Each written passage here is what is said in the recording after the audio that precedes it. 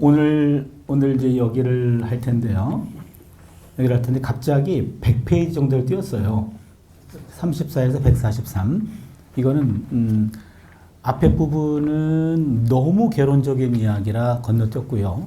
그 다음에는 그 7장하고 8장은 너무 학술적인 얘기라 뺐어요. 그래서 여기부터 선택한 이유는 여기부터 성경 가지고 얘기하는 겁니다. 그래서 성경 가지고 얘기하는데 학자들이 최근에 어떻게 해석하고 있는지 그거를 얘기해 주는 거기 때문에 거기가 더 필요할 것이라고 판단했어요. 근데 오늘 말씀 들어보니까 제 판단이 옳은 것 같습니다. 그래서 143부터 156쪽 여기를 오늘 진도를 나가겠습니다. 예, 그러면은 143쪽 펴주시면요. 창세기의 여기입니다. 창세기의 첫 장들은 성경에서 가장 유명한 몇몇 이야기를 포함하고 있는데 세상 창조, 창세기 1, 2장이죠. 아담과 하와, 에덴 동산, 가인과 아벨, 노아와 홍수, 굉장히 유명한 내용들이요. 이것들이 들어가 있는데요. 중요하고도 잘 알려진 이 이야기들은 매우 복잡하여 생각할 거리도 많이 제공하는데 역사, 인류학, 성, 생태학에 관한 질문들 모두 이 이야기들이 어떻게 읽히고 이해되어야 하는지에 관해서 일정한 역할을 감당하고 있다. 1번입니다. 창세기 1장, 11장의 구성과 형성인데요.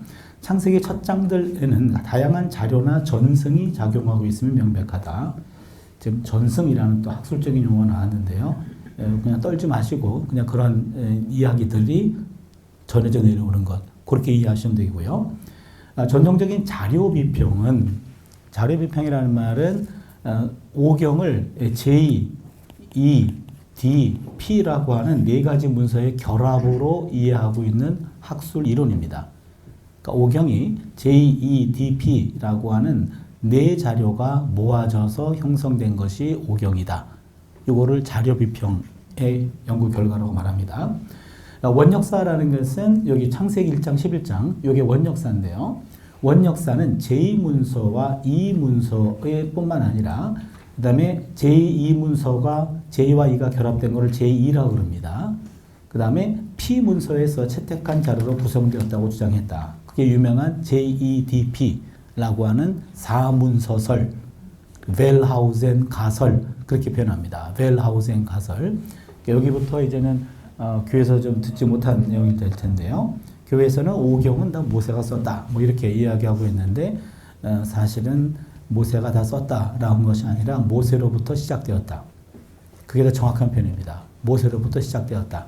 완성은 후대되었고 그래서 그 문서를 분석했더니 제2DP라는 네 가지 문서가 나왔다. 지배적인 야훼 문서, 제2문서입니다. 소위 말하는 제2문서는 초기 왕정 시기에 출현했고 오경 안에 들어있는 이후에 요 제2문서라고 되어 있는데 원서도 제1로 되어 있는데 제가 보기에는 오타인 것 같습니다. 2문서라고 하는 게 더 옳습니다. 2문서. 그래서 오경 안에 들어있는 이후에 이 자료와 결합되었다고 주장되었다. 반면에 P문서, 제사장 자료는 P문서라고 말합니다. P는 이제 프리스트란 말의 앞자예요. 프리스트, 사제, 제사장. 그러니까 카톨릭에서는 사제문서 이렇게 표현하고 개신교에서는 그냥 제사장 문서, P문서입니다. 포로기 이후에 출현해서 이 장들에 들어가 있는 제2 자료를 보충한다고 여겼다. 그래서요 이렇게 이해하시면 됩니다. 여러분 제 아까 E, D, P 얘기했잖아요. 요 D는 뭘 말하는지 아십니까? D, 신명기를 말해요. Deuteronomy. 그래서 오경을 보면 일단 D 문서는 분명해요. 신명기니까. 신명기를 떼놓으면 창세기, 출애굽기, 레위기, 민수기까지만 남죠. 창출레민은 제2문서와 2문서, P문서가 결합된 겁니다. 그래서 나중에 신명기가 포함되면서 오경이 완성됩니다. 그래서 제2 P문서, D는 그냥 신명기니까 뚝 떼버리면 돼요. 창세기, 출애굽기, 레위기, 민수기까지는 제2P의 결합이다. 예, 그래서 몇몇 학자들은 여전히 문서가설과 비슷한 발전 이론을 지지하고 있습니다. 이 문서가설은 어느 한쪽은 지지하고 어느 한쪽은 거부하는 상당히 뜨거운 감자가 됐습니다. JEDP라는 가설이 한 200년 동안 정설이었는데 1975년부터 공격받기 시작해서 최근에는 거의 결별한 사람들도 있고 여전히 주장하는 사람도 있고 그래서 오경이 좀 혼미에 빠졌습니다. 전 세계 오경학회가 방향을 잃었습니다. 예, 그래서 점점 더 많은 학자들이 이제는 창세기 1장 11장에서 피전성과 남피전성, 이거 여러분 처음 들어볼 거예요. 왜냐면 제2문서하고 2문서 간에 상당히 논란이 많아졌어요. 2문서가 있냐 없냐부터 시작해가지고 그래서 이는 있다 없다, 이를 잡자, 이 잡자. 그래서 전통적인 학자들은 이를 잡으려고 그러고 어떤 사람은 이는 없다 이렇게 얘기하다 보니까 제2에 대한 구분이 모호해졌어요. 그래서 요즘에 나오는 말이 피가 아닌 문서, 그러면 남피가 되겠죠. 남피. 아주 속 편해졌어요. 그냥 피가 아닌 거다. 옛날에 제2 가지고 싸웠는데 싸우지 말고 피가 아닌 걸로 정리하자. 그래서 오경은 피, 남피 플러스 D가 되겠죠. 신명기는 따로 떨어져 나오니까. 그래서 요즘에는 남피, 피 이런 식으로 구분한다. 그것만 좀 얘기해 주시고 따라서 학자들은 원역사에는 하나로 합쳐진 최소한 2개의 식별 가능한 문서층이 존재한다라는데 일반적으로 동의한다. 그래서 요즘에는 여러분 뭐 꼭 필요하지 않겠습니다만 오경은 최소한 원역사는 피 플러스 남피. 옛날에는 남피를 제2라고 얘기했던 것들을 통틀어서 남피라고 얘기한다. 피 플러스 남피. 되겠죠? 예, 여기까지 그냥 최근에 이렇게 논쟁하고 있구나. 이렇게 넘어가면 되고요. 그 다음 페이지입니다. 창세기 1장 11장의 장르와 배경입니다.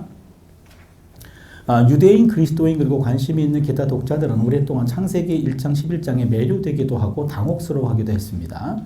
많은 사람들이 성경을 어떤 의미에서 역사라고 가정하기 때문에 현대 독자들에게 이 장들이 흔히 특히 혼란스러워 보일 수 있습니다. 창세기 1장부터 11장까지를 어떻게 이해할 것인가 이건 여전히 논란이 되는데 근래에 들어와서 이 장들은 과학 발전에 비추어 어떻게 이해할 것인가라는 문제가 두드러지게 되었다. 특히 북미에서는 북미라는 것은 캐나다하고 미국을 말하죠. 북미에서는 심지어 뉴스를 얼핏 보기만 해도 창조나 진화에 관련된 질문들이 많은 사람에게 여전히 중요한 문제임이 드러날 것이다. 특히 우리나라에서 좀 민감한 것 같아서요. 제가 하나 좀 정리했는데요. 잘 보일지 모르겠네요. 하나 좀 공부 잘하는 학생들은 이렇게 휴대폰으로 찍는데 여러분은 뭐 공부 잘하는 학생 같지는 않고요. 알아서 하십시오. 제가 간단하게 얘기할게요. 창조에 대해서 요 세 가지가 있다는 걸 많은 분들이 많은 분들이 몰라요. 성경에는 태초의 창조가 있고 계속적 창조가 있고 새 창조가 있어요. 태초의 창조는 크레아치오 프리마라는 라틴어입니다. 계속적 창조는 크레아치오 콘티누바, 그 다음에는 새 창조는 크레아치오 노바 이렇게 말하는데요. 예, 이거는 오리지널 크리에이션이고 이거는 컨티뉴잉 크리에이션이고 이거는 뉴 크리에이션입니다. 성경이 다 나와요. 태초 창조는 하나님은 혼돈과 공허라는 진료를 가지고 이 세상을 창조했다. 이게 창조의 계시죠. 창세기 1장 1절 같은 경우 태초에 하나님이 천지를 창조했다. 그게 태초의 창조입니다. 근데 창조는 한 번만 한 게 아니에요. 지금도 계속적으로 창조가 되고 있습니다. 새로운 생명들이 지금 태어나고 있잖아요. 식물도 그렇고 동물도 그렇고요. 그래서 하나님은 창조를 한 번만 하신 것이 아니라 지금도 계속 창조하고 있다. 그래서 시편 104편 30절 31절에도 그 표현되어 있고 이사야도 마찬가지입니다. 하나님이 이 세상 모든 생명체의 아버지시며 그들은 그분의 가족 구성원이다. 하나님은 당신의 창조의 영을 통하여 이 땅의 모든 생명들을 지속적으로 창조하시면서 지금도 돌보시고 보존하신다. 여기에 소위 말하는 진화하고 대화가 가능해요. 진화가. 그러니까 성경은 진화를 배격하지 않는다는 얘기죠. 그래서 계속적 창조 부분에 진화라는 이론과 대화가 가능하다. 세 번째는 새 창조가 나오는데 이게 창조의 완성입니다.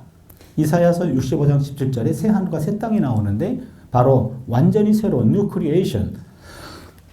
이것이 나중에 이제는 우리가 기대하는 새 창조입니다. 그런데 하나 기억할 것은 우주가 해체되는 게 아니라 우주가 변혁되는 겁니다. 이것도 그러니까 아니힐라티오가 아니라 트랜스포마티오예요. 무슨 말이냐면 이 지구는 제거와 대체가 아니라 정화와 갱신입니다.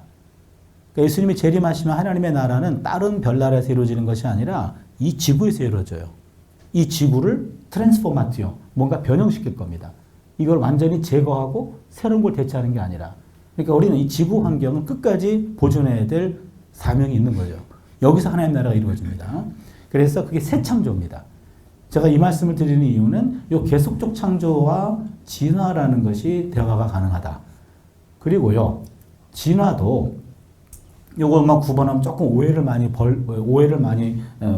덜 수 있는데, 진화라는 말은 자연현상으로 우주 진화, 생물 진화 등 시간에 따른 자연현상의 변화를 말합니다. 진화는 아무런 죄가 없어요. 이건 그냥 중립적인 표현입니다. 진화 이론은 과학입니다. 우주와 생물의 진화가 어떻게 일어나는지 인과관계를 밝히는 과학 이론이에요. 진화 이론도 우리가 배격할 이유가 없어요. 세 번째가 문제입니다. 진화주의, evolutionism, 진화주의는 진화 이론을 무신론적으로 해석한 세계관이에요. 그래서 우리가 배격해야 될 것은 진화주의입니다. 무신론적인 세계관이에요. 근데 우리는 진화주의와 진화와 진화 이론을 다 그냥 이퀄로 생각하는 거예요. 그래서 진화의 진짜만 나와도 우리가 상당히 배격하려고 그러는데 그건 무식한 태도입니다. 진화는 아무런 죄가 없어요. 진화는 그냥 객관적인 표현이에요. 진화 이론까지도 이론이기 때문에 여기서 배격할 필요가 없습니다. 우리가 배격해야 될 것은 진화주의예요. 무신론적인 세계관이죠. 그래서 성경을 이해할 때 우리가 성경 자체를 좀 오해하기 때문에 과학과 쓸데없는 논쟁을 할 수도 있다. 그래서 그 부분을 조금 한번 이참에 좀 지적해 주고요. 여기서 말했던 요 창조나 진화에 관련된 질문들이 많은 나라에 여전히 중요한 문제이다. 이거는 아까 북미하고 특히 우리나라도 첨예하고요. 물론 성경에는 상당한 양의 역사가 존재합니다. 실제로 역사적인 내용이 존재합니다. 그러나 원역사는 확실히 현재 우리가 이해하는 의미의 역사는 아닙니다. 뱀이 말을 하고 말이 안 되죠. 그죠? 그런 것들은 창세기 1장 11장에 대한 이해는 조금 우리가 오늘 이해하는 역사, 리얼 히스토리, 일어난 사건, 그건 아니다. 그리고 또한 이 텍스트들이 존재론적, 우주론적 문제에 관한 관심을 기울이긴 하지만 현대적 의미에서 과학적 서술도 아니다. 성경은 과학서가 아닙니다. 성경은 신학서입니다. 그래서 과학적으로 입증된 것만 믿겠다라면 그거는 성경적 신앙이 아니에요. 과학신앙이지. 그래서 과학과 신학은 서로 배치된 학문이 아닙니다. 앞에서 우리는 창세기 1장 11장을 원역사라고 불렀습니다. Primeval History. 원역사라는 말은 기록된 역사에 앞서는 시기를 가리킬 때 사용하는 말입니다. 원역사라는 말은 또 다른 말로 표현하면 프리히스토리예요. 그 말은 역사 이전입니다. 역사 이전, 선사라고 표현하죠. 역사 이전. 이 원역사 부분은 주로 세상의 기원과 관련되어 있습니다. 학자들은 이러한 원역사 안에 포함된 이야기들을 대개 신화라고 지칭합니다. 그런데 현대 용어에서 신화라는 말은 상당히 부정적으로 쓰이고 있어요. 사실이 아닌 어떤 것, 공상적인 동화, 허구, 사실에 근거하지 않은 이야기를 떠올립니다. 그래서 또한 실제로 입증된 적이 없는 이야기와 동일한 것으로 간주됩니다. 그러나 성경 이야기들이 신화로 지칭될 때 그런 것을 의미하지는 않습니다. 원래 원시 과거를 배경으로 하고 있을지라도 이 내러티브들을 말하고 전달했던 사람들의 세계관을 반영했기 때문에 고대 세계에서 중요했습니다. 여러분 세계의 기원과 뭐 죄의 기원과 인간의 기원과 모든 역사 이전에 관련된 문헌들은 신화적인 표현이 아니고서는 표현할 방법이 없어요. 여기부터 조금 여러분 의아해하시는데, 그러니까 신화라고 해도 별 문제가 안 된다 그 말이에요. 왜냐하면 원역사 부분은 신화라는 양식이 아니고서는 표현이 불가능하다니까요. 죄송합니다. 이해 못하시네요. 현대학자들은 신화에 대한 대안적인 정의를 많이 제공했지만 여전히 신화라는 말은 좀 어려운 표현입니다. 신화라는 단어는 창세기 1장 11장의 이야기들의 예외적인 성격에 대한 신호를 보내기 때문에 유용합니다. 학자들은 창세기 원역사에 대해서 신화라고 표현하는 학자들도 있고, 또한 역사가 포함되어 있다라는 학자도 있고, 어떤 학자는 리얼 히스토리다 그렇게 말하는 학자도 있어요. 근본주의자들은 문자적으로 일어난 사건이다 그렇게 말하고, 조금 자유로운 분들은 이건 신화라는 양식을 가지고 쓴 거야 그렇게 말하는 분도 있고요. 그러니까 어떻게 말하든지 우리는 다 이해할 수는 있습니다. 뱀이 말하고 천상의 존재가 인간 아내를 취하고 여러 동물이 한 배 안에서 여러 날 동안 평화롭게 지내고 인간은 하늘에 닿는 탑을 지으려고 시도한다. 이런 것들은 좀 이례적인 성격을 부인할 수 없습니다. 이 이야기에 등장하는 인물들은 우리의 세상과는 전혀 다른 세상에서 거주하고 있습니다. 신화라는 단어는 우리에게 이 차이에 대한 신호를 보내고 창세기 원역사에 포함된 이야기들의 형태에 대해 우리를 준비시키는데, 여전히 아무튼 신화라는 표현이 좀 문제가 되긴 해요. 장르 문제와 더불어 이 이야기의 고대 역사적 배경도 고려해야 됩니다. 고대 근동에서 출연했는데 성경 저자들은 명백히 자신이 처해있던 세상에서 개념, 이야기, 모티브를 끌어왔습니다. 19세기, 20세기에 고고학적 발견으로 고대 세계의 다른 곳에서 많은 신화가 존재해서 발견되었습니다. 근데 이 많은 신화들이 자신의 기원을 묘사하려고 시도했기 때문에 세상의 기원을 묘사하려고 시도하는 다른 이야기들이 존재했다는 것이 놀라운 일은 아닙니다. 그런데 문제는 이 19세기, 10세기에 발견된 고고학적 발견으로 말미암아 고대 문헌들이 발견됐는데, 그 고대 문헌들에 나와 있는 창조 신화와 그 다음에 인간 창조 신화, 세계 창조 신화와 성경 이야기와 너무 비슷해요. 그래서 발칵 뒤집혔습니다. 성경은 베꼈네 이렇게 된 거죠. 고대 종교 문헌들을 베꼈네 이렇게 됩니다. 그래서 상당히 논란이 됐습니다. 그것들이 성경 이야기들의 비슷한 지역과 문화에서 유래했고 어떤 측면에서는 비슷한 세계관을 반영한다는 것이다. 제가 이거를 또 이따가 수습해 드릴게요. 베낀 건지 이건 여전히 논쟁이 되는데요. 고대 근동은 지중해 해안과 동쪽에서 펼쳐진 민족 집단을 가리키는 느슨한 표현입니다. 여러분 여기가 지금 이 고대 근동 지금의 여기가 지금 예루살렘이고요, 이집트고요. 메소포타미아는 메소라는 말은 중간이란 말이고 포타미아라는 말은 강이란 말이잖아요. 유프라데스 강, 티그리스 강, 두 강 지역, 여기가 메소포타미아 지역이죠. 여기에서 여러분 여기 니느웨 보입니까? 잘 안 보일 텐데. 니느웨 보이죠? 안 보이면 못 읽는 거예요. 보이죠? 요 밑에가 바벨론 보입니까? 예, 다 보이죠, 이제는. 바벨론입니다. 여기가 바벨론이고 여기가 아시리아예요. 그 다음에 여기는 지금 오늘의 이란이죠. 이란과 이라크는 완전히 다른 민족입니다. 우리가 보기에는 차이 구분을 못합니다만 완전 달라요. 언어도 다르고 문화도 다르고. 그래서 여기가 오늘의 이란, 이라크, 여기가 이란이죠. 그러니까 요 지역이 메소포타미아 고대 문명지고 이집트 문명지고 중간에 껴있는 여기는 덜 문명지예요. 그래서 여기 영향과 여기 영향을 받을 수밖에 없어요. 그래서 요 지역들에서 나타난 고대 문헌들과 성경에 나온 내용들이 비슷한 것들이 많다는 얘기죠. 어떻게 그걸 수습할 건지 들어보세요. 예, 이거 수메르 문명이 있었고, 이건 넘어갈게요. 아카드인들이 있었고, 이건 다들 성경보다 오래된 문헌들을 얘기합니다. 넘어가죠. 다른, 저기입니다. 149쪽입니다.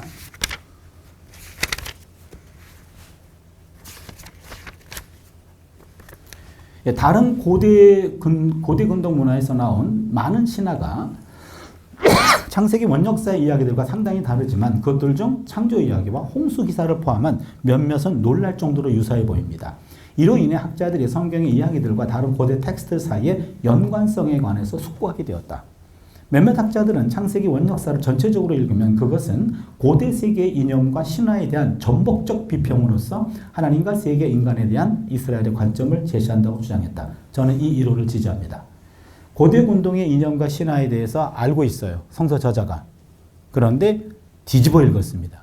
전복적 비평입니다. 이걸 잘 기억해 주세요.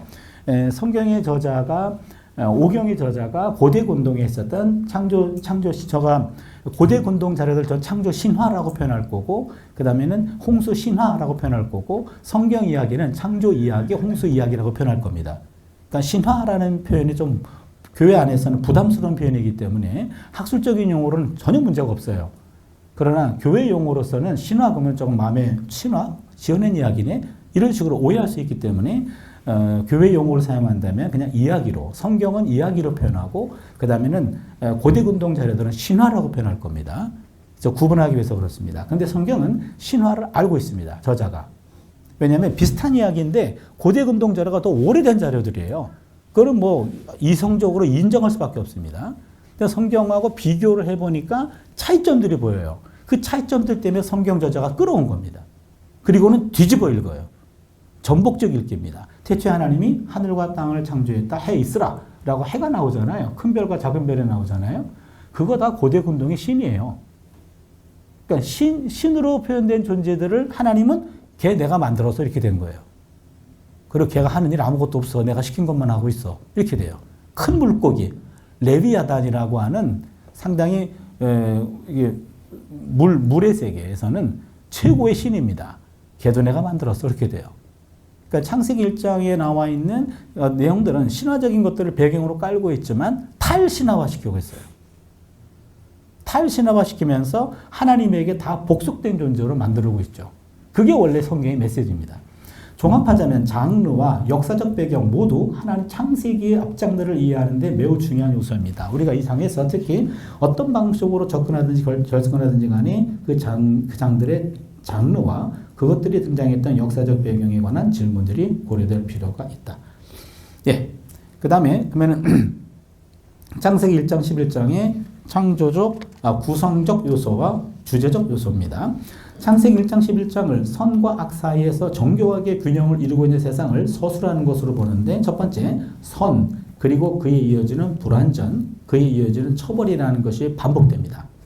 선, 불완전, 그 다음에 처벌. 이거는 이걸 한번 잠깐 보죠.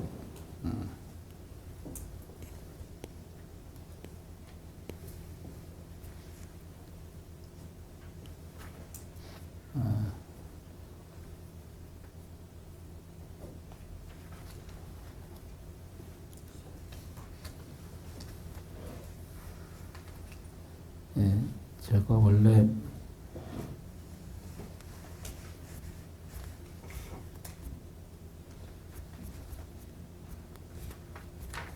예, 요거요. 요게 지금 원역사를 간단하게 도식화하면은 죄, 심판, 구원이 반복되거든요. 창세기 3장에서 불순종이 나오고 그다음에 심판으로 에덴에서 추방당하고 구원으로 가죽옷을 입혀주고 창세기 4장은 가인이 아벨을 살해하고 그다음에는 추방당하죠. 땅에서 유리한 사람이 되고 가인에게 표를 해주죠. 나를 만날 자가 나를 죽일까 두려워하나이다. 그래서 가인에게 표를 해주죠. 구원의 표시로. 6장 9장은 모든 세상의 죄가 만연했죠. 대홍수로 심판하셨고 방주와 노아 가족을 따로 구원해 주시고요. 창세기 11장은 바벨탑 쌓는 사건 교만해집니다. 인간이 하나님께 다가가고자 하는 그러면서 우리가 우리 이름을 내자. 이제는 하나님한테 빌 것도 없고 우리의 이름을 우리가 낼 정도로 이제는 하나님으로부터 독립하고자 하는 그런 교만함. 그것 때문에 성건축을 중지시키셨고 흩어버렸어요. 그 다음에 하나님이 아브라함을 부르십니다. 그러니까 왜 하나님이 아브라함을 불렀는가에 대한 하나의 원인론이 돼요. 원역사가. 그래서 원역사와 그다음에 아브라함이 나오는 가족사가 연결이 되는 거죠. 제가 지금 죄와 심판과 구원이 반복되고 있다는 게 원역사의 두드러진 패턴입니다. 이게 반복되고 있습니다.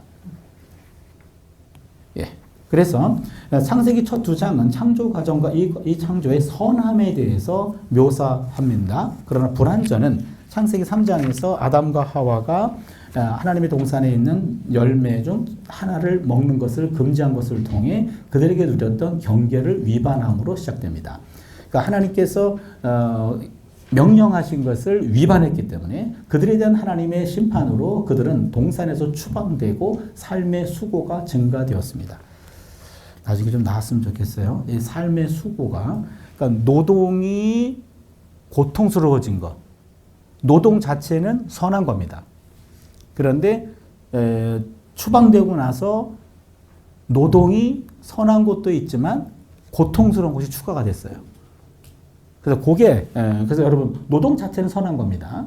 그래서 노동이 고통스러워진 것은 창조 질서를 벗어났기 때문에 그래요. 그러면 창조 질서를 회복하는 것은 노동 현장이 즐거워야 됩니다. 일이 즐거워야 돼요. 즐겁지 않고 그것이 고통스럽다면 그거는 창조지에서 벗어난 부분이에요. 나중에 한번 설명할 시간이 있었으면 좋겠어요. 예, 그 다음에 창세기 6장 1, 4절에 그 양상이 계속되는데 하나님의 아들들이 하나님이 정한 경계를 위반하고 허물고 하늘과 땅 사이의 경계를 넘어 인간을 그들의 아내로 취합니다. 이거는 우주와 인간의 세계가 혼동되면서 타락한 세계를 말합니다. 다시 말하면 인간들의 죄가 우주까지 오염시킨 거예요. 더 이상은 하나님이 이 지구를 두고 볼 수가 없었습니다. 그래서 개입하셔서 대홍수로 우주를 완전히 물에 수장시켜 버리죠. 나중에 또 얘기할게요. 예, 처벌이 선언되지는 않지만 곧바로 홍수가 발생하고 그 홍수는 모든 인간에 대한 처벌로 나타난다. 다시금 처벌은 추방이라는 주제를 포함하고 있다. 창세기 9장 20절 29절에서 그 양상에 대한 새로운 요소가 출현하는데 함은 그의 벌거벗음을 보고 자기 아버지에 대해 죄를 짓는다. 따라서 그는 하나님에 의해 저주받은 것이 아니라 아버지에 의해 저주를 받고 있다. 예, 이것도 지금 노아의 그 벌거벗은 사건 여러분 기억하시죠? 그렇죠? 근데 여러분 그런 생각 안 해보셨나요? 왜 자기가 이렇게 혼자서 포도주를 과음해가지고 과음했으면 끝났지 왜 또 옷은 또 왜 벗어? 그것 때문에 또 아들이 봐가지고 아들은 문제가 있어. 지가 벗은 게 문제지. 그렇지 않나요? 그런 생각 해보신 적 있죠? 예, 근데 그 본문은요, 고대근동의 자료에 따르면은 아버지가 실수했을 때 아들의 태도가 포커스예요. 아버지가 실수했을 때 아들은 부모의 실수를 덮어야 됩니다. 덮지 않고 이것을 보고 남들에게 공개화한 것은 그게 잘못이었어요. 일단은 노아가 그것을 빌미를 제공한 것도 그렇게 덕스러운 건 아닙니다만 그러나 포인트는 그거예요. 부모가 실수했을 때 자녀의 태도. 그 자녀의 태도에 있어서 두 형제는 뒤로 가가지고 덮었잖아요. 덮었죠. 그들은 문제가 안 됐는데 보고 공개한 함. 그래서 함이 문제가 됐다. 그래서 그것은 부모가 실수했을 때 자녀의 바람직한 태도. 그게 포인트입니다. 예, 아무튼 그렇게 됐고요. 그 다음에 창세기 1장 11장의 내러티브는 두 개의 계보들 사이에 끼어있는 경계 위반, 추방에 관한 마지막 이야기로 끝이 난다. 여기서 하늘과 땅 사이의 경계는 창세기 6장에서처럼 천상의 존재들에 의해 위협받는 것이 아니라 인간에 의해 위협받는다. 하늘의 영역을 침범하려는 시도로 바벨탑이 세워진다. 처벌로서 서로의 추방이 선언된다. 나중에 나올 겁니다. 이거는요. 그 다음 페이지입니다. 그러므로 우리는 창세기 1장 11장의 양상을 점증하는 경계 위반과 따라서 점증하는 인간의 소유로 볼 수 있다. 그러니까 3장에서는 아담과 하와가 하나님께 거역하고 4장에서는 이제는 형이 아우를 죽이고 그 다음에는 6장에 가가지고는 이제 하늘과 땅의 경계가 무너지고 그래서 6장에서는 홍수를 결단하게 되죠. 점점 죄가 확산돼 가고 있어요. 하나님에 의해서 확립된 창조 질서의 선함을 유지하기 위하여 특정한 경계들이 설정됩니다. 이러한 경계를 넘으려는 시도들은 더 큰 통일이 아니라 더 큰 분리로 이어집니다. 그럼에도 불구하고 그 그림이 완전히 음울한기만 한 것은 아닙니다. 하나님은 이 모든 과정에 인간과 관계를 유지하십니다. 인간의 죄악에도 불구하고 아까 제가 보여준 여기 표시에 따르면은 인간의 죄를 지을 뿐이에요. 하나님은 심판할 수밖에 없습니다. 그런데 하나님의 마지막 손길은 구원이에요. 이게 은혜입니다. 여기에 회개가 아직 없어요. 회개 없이 하나님은 늘 마지막 손길은 구원이에요. 그러니까 하나님은 온 세상에 복 주시기를 원하시는 분이지 온 세상에다가 시험 문제를 내놓고 그때마다 F학점을 때리는 분이 아니라고. 모두가 다 A 맞기를 기대하시는 분이에요. 그래서 온 세상의 복을 위해서 마지막은 다 구원으로 끝나고 있습니다. 그래서 관계는 늘 유지됩니다. 관계 유지는 하나님의 은혜지 인간의 덕이 아니라고요. 각각의 소의 이야기에서 하나님에 의해 제공된 은혜의 표시인 두 번째 기회가 오고 그러므로 그 이야기가 계속되고 있습니다. 이건 큰 그림이었고요. 이제 창세기 1장 3장 들어왔습니다. 여기서는요. 바로 그냥 1번 들어갈게요. 두 개의 창조 이야기입니다. 창세기의 첫 두 장은 세상의 창조를 묘사합니다. 하나님의 말씀으로 혼돈으로부터 새로운 세상의 창조에 출현했습니다. 요거 여러분 하나 기억해 주세요. 창세기는요. 크리아치오 엑스 니힐로가 아니라 크리아치오 엑스 카오스입니다. 요 용어는 라틴어인데요. 우리가 creatio ex nihillo라는 말은 creation ex는 from입니다. nihillo는 nothing이란 말이죠. 우리가 잘 알고 있는 무로부터의 창조죠.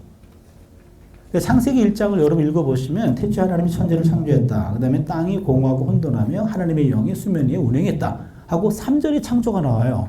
그러면 3절 창조 이전에 2절이라는 혼돈의 상황이 있었잖아요. 그렇죠? 전혀 의심하지 않으셨나요? 네, 그래서 창세기의 창조는 엑스 니힐로가 아니라고요. 카오스예요. 카오스. 혼돈. 혼돈으로부터 창조했다. 혼돈으로부터 새로운 세상이 출현했다.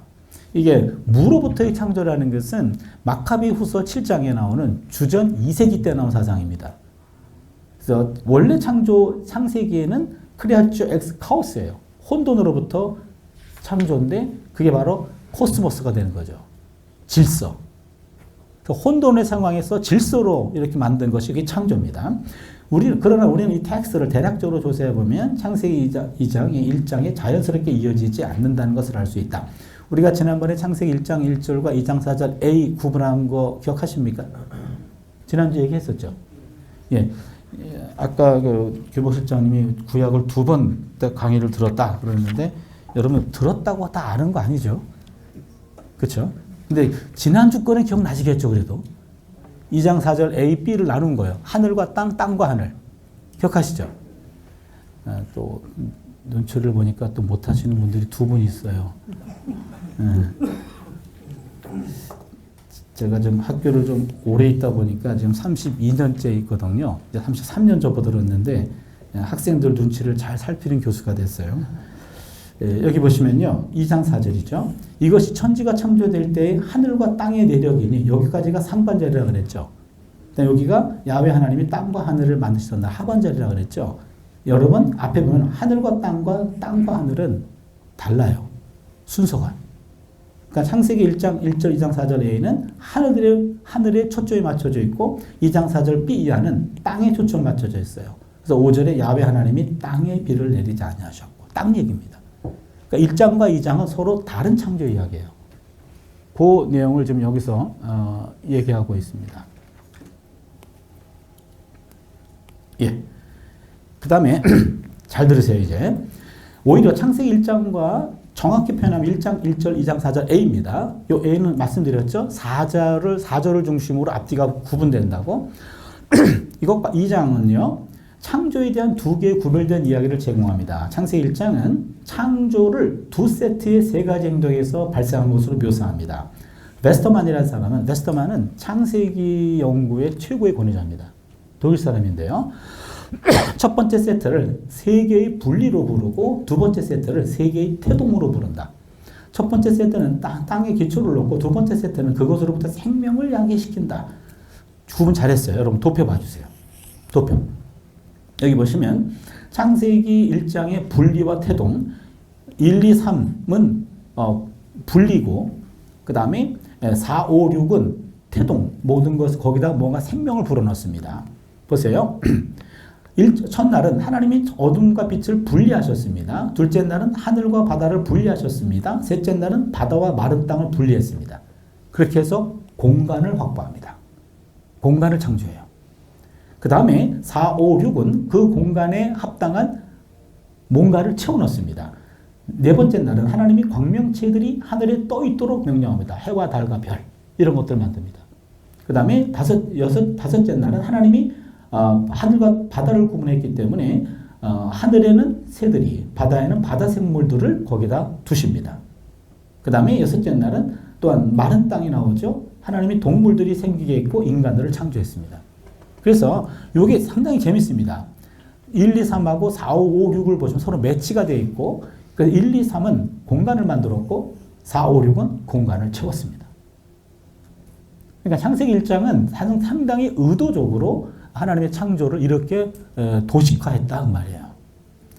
그러나 2장에서는 이런 내용이 아무것도 언급되지 않습니다. 또 다른 차이는 창세기 1장의 이야기는 창조가 어떻게 발생했는지를 묘사하는 데 관심이 있는 반면에 1장은 창조가 어떻게 발생했는지 묘사하는 데 관심 있는 반면에 2장 이야기는 최초의 불순종 행위와 그것의 결과가 묘사되는 3장의 서막 역할을 한다는 점이다.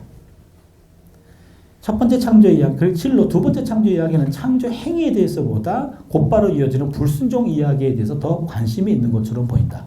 무슨 얘기냐면요. 창세기 1장은 어떻게 이 우주가 창조되었는가? 그게 관심이 있고 2장은 3장의 서론이에요. 2장은 3장의 서론.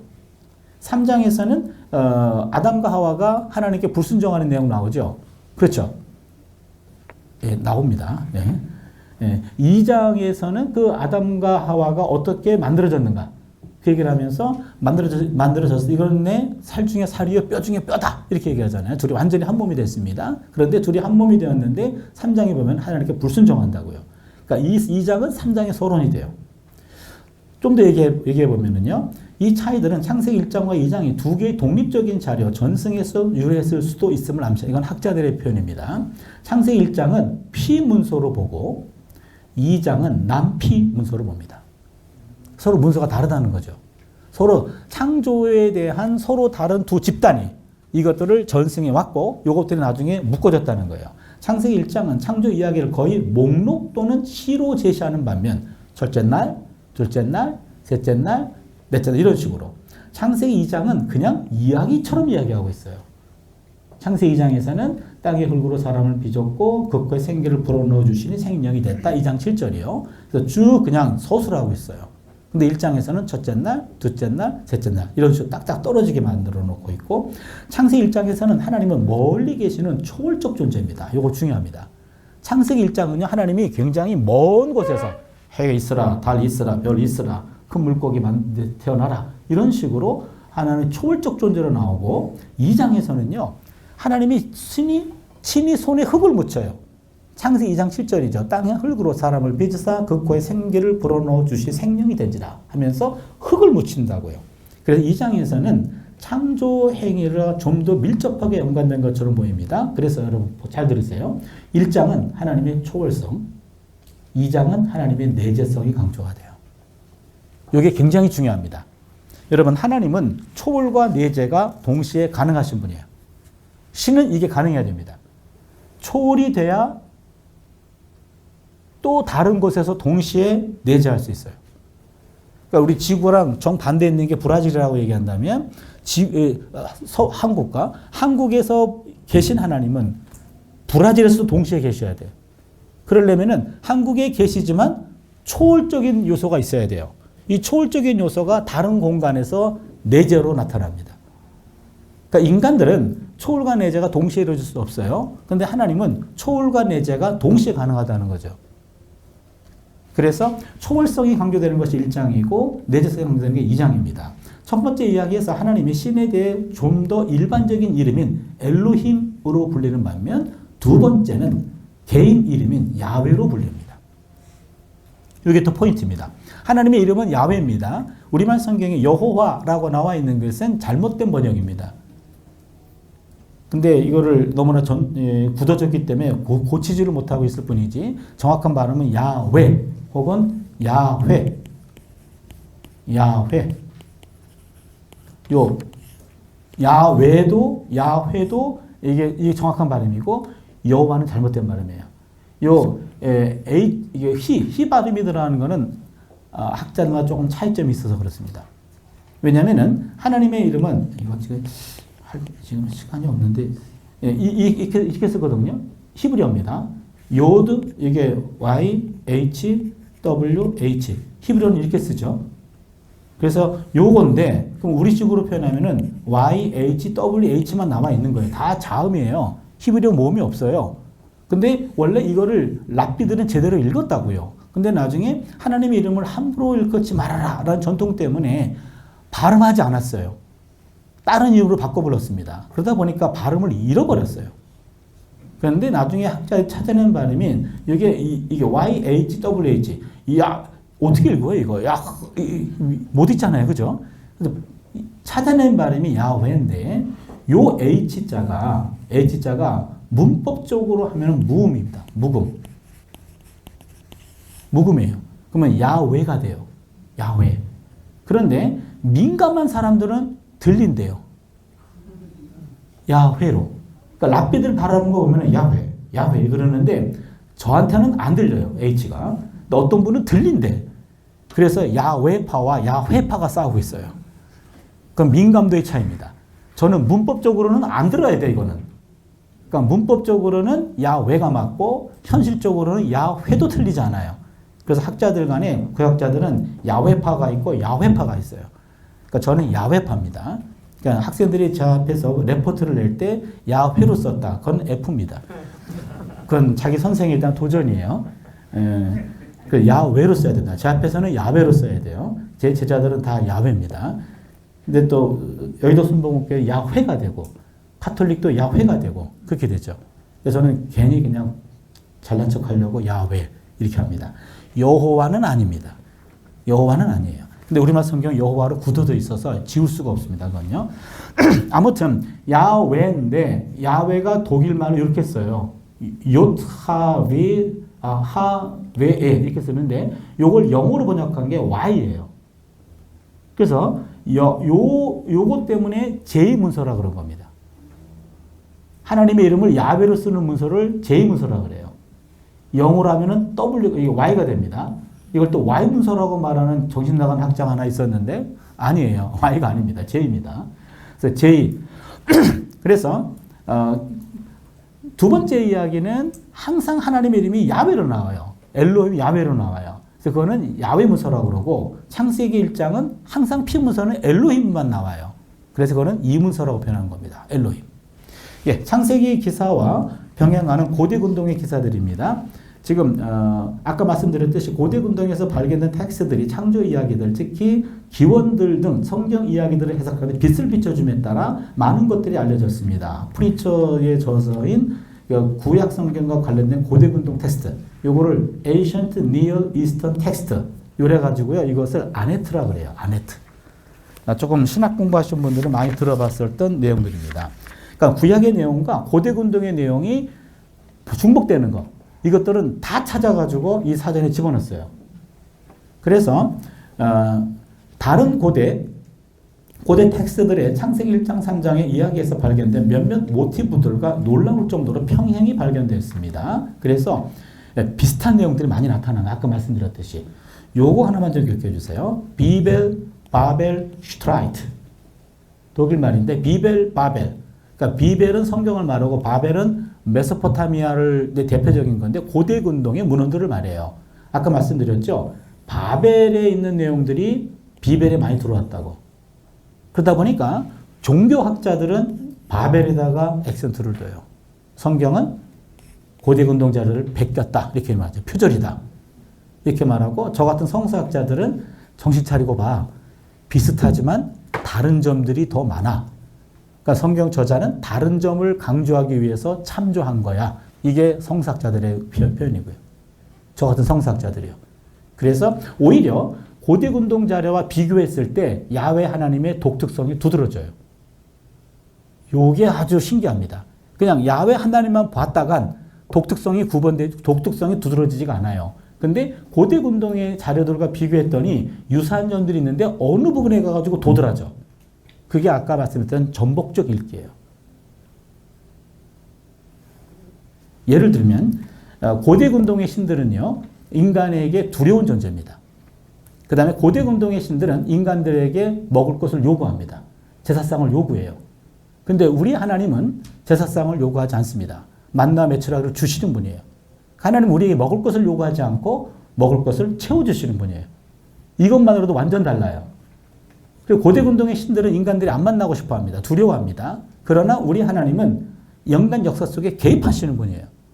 너무나 달라요. 설득이 안 되고 있는데 나중에 더 얘기할게요. 다른 부분들 더 많이 얘기해 드릴게요. 이게 고대 군동의 자료들과 비교했을 때 야훼 하나님의 독특성이 너무나 많이 드러나요. 그러니까 그것을 위해 가지고 참조한 것뿐이지 베낀 건 아니다. 그 말입니다.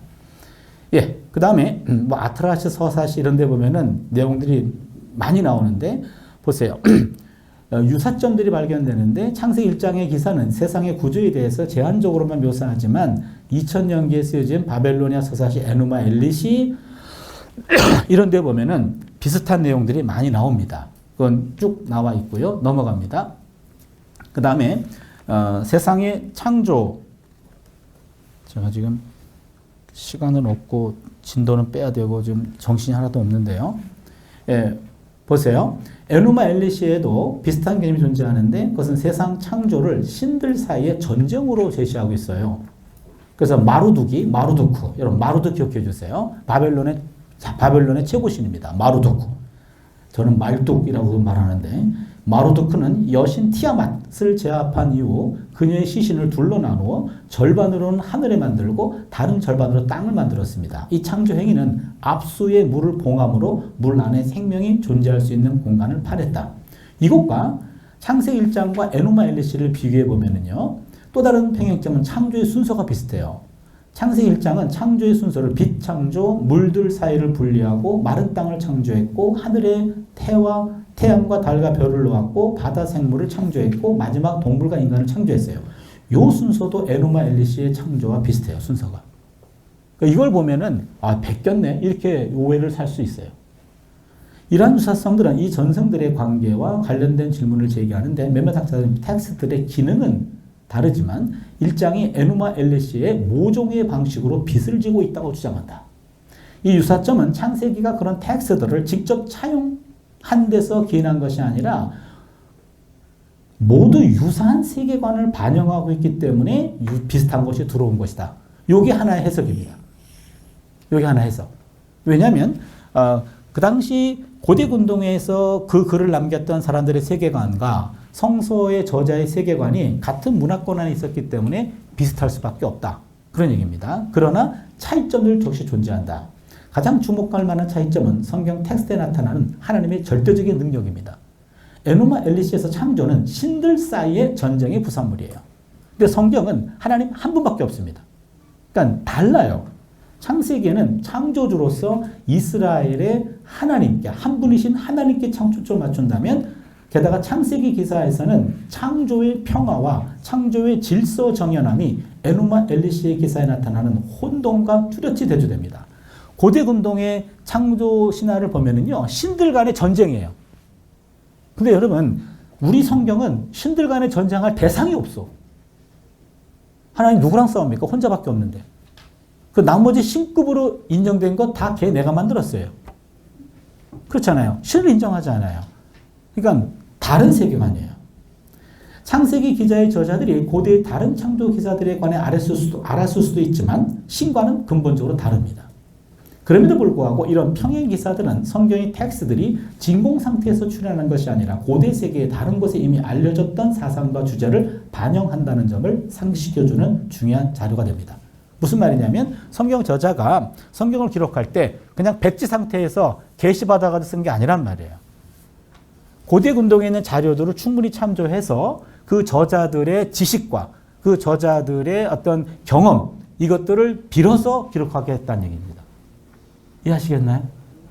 예, 그래서 축자 영감 말도 안 되는 내용이에요. 그냥 귀신 들리듯이 신들리시게 받아서 어떤 게 아니란 말이죠.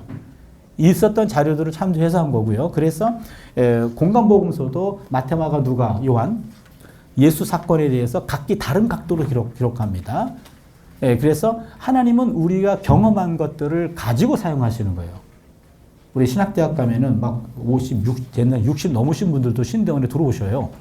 그러면 그분들 그러죠. 내가 이 하나님 부를 때면은 젊었을 때 부르지 내가 왜 이때 불러가지고 날 고생시키는지 모른다. 그래서 지금까지 쓸데없는 공부했다. 그러는데 제가 그때마다 그렇게 얘기해요. 하나님은 쓸데없는 공부 절대로 시키지 않습니다.